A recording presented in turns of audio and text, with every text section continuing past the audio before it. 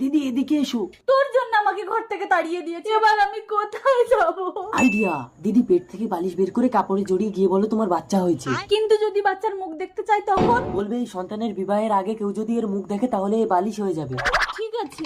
এই বালিশ বাচ্চা নাও, ধরো এবার নিয়ে যাও। মাহি এসো না। না, তুমি আগে তোমার সবকিছু আমার নামে লিখে দাও, তাহলে তুমি আমাকে পাবে।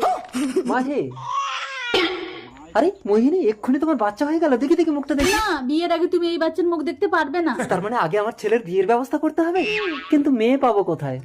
আপনি আমার মাহিকে ফিরিয়ে দিন, আমাদের মেয়ে হলে আপনার ছেলের সাথে বিয়ে দেবো। ঠিক বলেছো মাহি। হ্যাঁ স্বামী।